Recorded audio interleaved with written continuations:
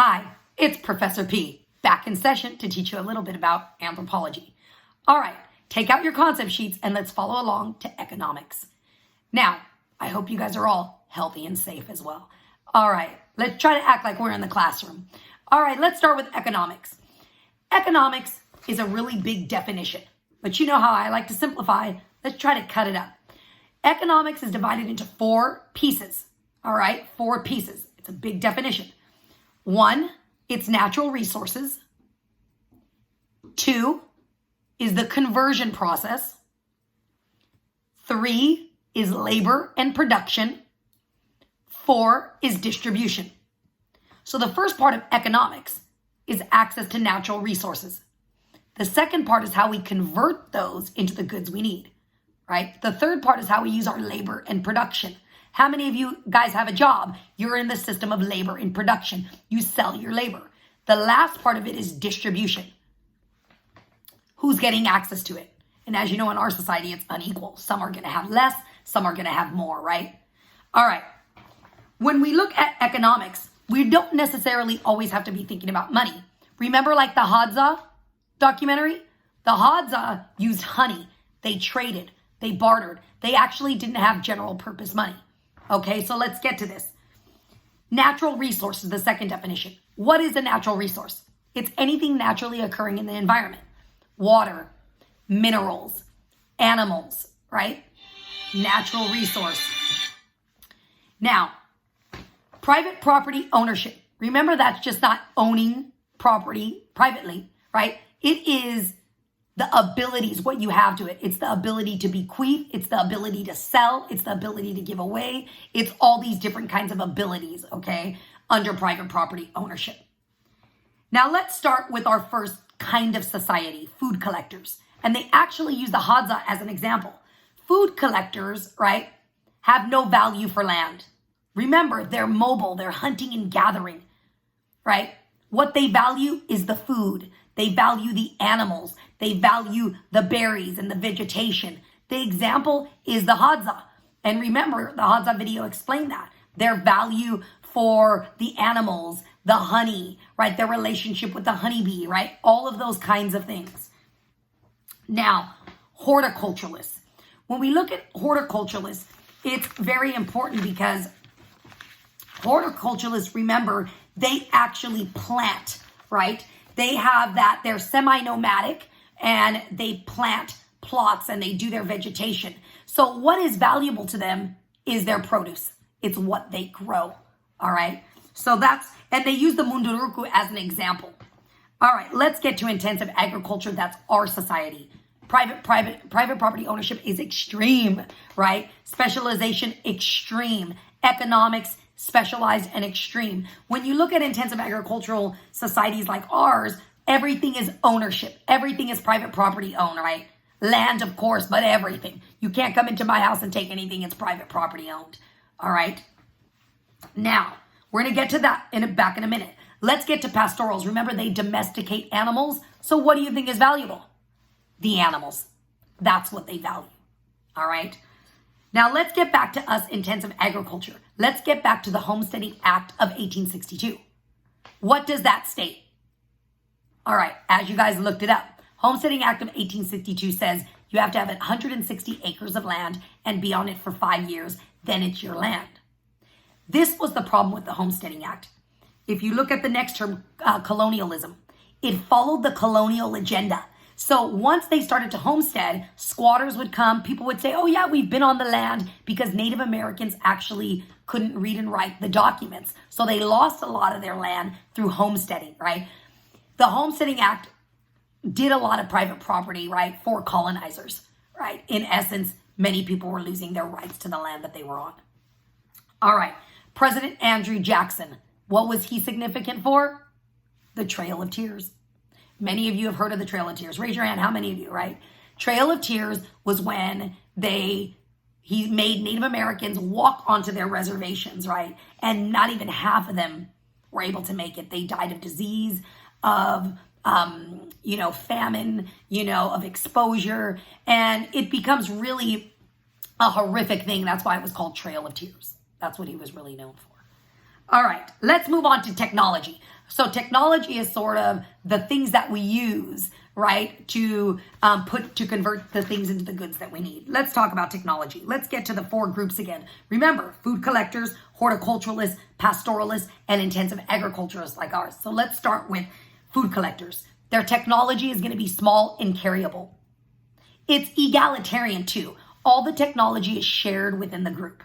Remember, food collectors, like the Hadza, they share everything. If you remember the documentary, remember the elderly lady, she says she doesn't have to worry about not having a husband or a son. She's still going to get the food. Everything is shared, even technology. All right. Horticulturalists. Horticulturalists, it's quite interesting when they talk about technology for a horticulturalist. It's owned, but everybody in the group, even long distance relatives, could share it. So it's like that neighbor you don't want to share stuff with, but you sort of have to. That's sort of the horticulturalist. They're sort of obligated to share their technology. Horticulturalists grow produce, so their technology, and they're semi-nomadic, so their technology is going to also be carryable. Things like machetes, digging tools, things like that. All right. Pastoralists, with their technology, it's family owned. So remember, pastoralists are herders, and so they live in sort of nuclear families. So they're going to own their stuff, the families. All right, those nuclear families. All right, intensive agriculturalists, it's our society. So we're talking about big technology, tractors, capitalist owned, corporate owned, diesel powered technology, big technology, right? We can even talk about things like Home Depot and Lowe's, right? You can't come into my garage and take my stuff. It's private property owned, right? But technology now is on a big scale and it's privately owned, right? By individualists, by corporations, by capitalists, things like that. All right, I hope you guys are keeping up. Let's get to production. Production is labor. How many of you have a job? Raise your hand. You are in the system of production, right? Now remember this. There's going to be, I want you to turn your page, turn your concept sheet, and you can see the different economic modes of production. There's 4. One is called the domestic mode of production. The domestic mode of production is where families own their own labor. Families control their own labor. Sort of like in hunting and gathering societies, food collector groups, and band societies, they own their own labor. All right, it's family owned, family controlled. Many of you may think, well, we're all working for our families. They sort of own our labor. No, like if you look at me, who owns my labor? Contra Costa Community College. They sign my paycheck, okay? So whoever, when you look at something like domestic mode of production, we don't do that here in the United States. We work for someone, right? All right. The industrial mode of production. Some of you may say we're in that industrial mode.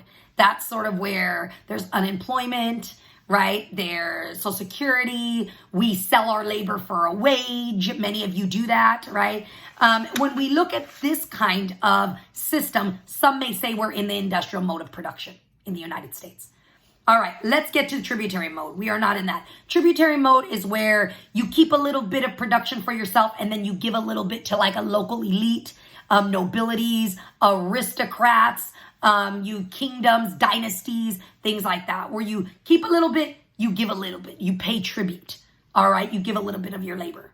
All right, let's get to post-industrial mode of production. This is a quite interesting one. Some of you may say we're in the post-industrial mode of production. So listen, post-industrial mode means people are telecommunicating, that people are working from home, right? The telecommunication. Post-industrialism, they believe that human labor is being replaced by mechanism. Let me tell you this. Think about your day in a given day if you need any human contact. How many areas in the United States have you think might have become post-industrial? This is where it's mechanized. Let me give you an example, like the banking industry. You guys might have your checks deposited. You guys may go to another machine like an ATM to get it out.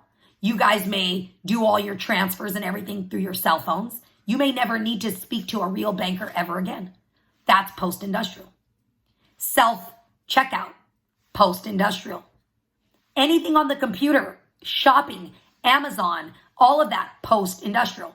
It gets a little bit funky because they call it the doomsday theory, right? That we're creating our own replacement in the marketplace. that are we so reliant on technology, we're making humans obsolete? So one of the things you could debate, do you think we're in industrial, or do you think we've already hit the levels of post-industrialism? Right? It's for you to work out. All right. Especially now with us being within our households, how much of us are using that kind of technology, right? And how many of us are post-industrial at this point. All right, good. Let's move on. All right. Organization of labor. Organization of labor is based on two things: subsistence economy and a commercial economy. A subsistence economy is just you work for the good of the group. That's it. It's a non-money economy.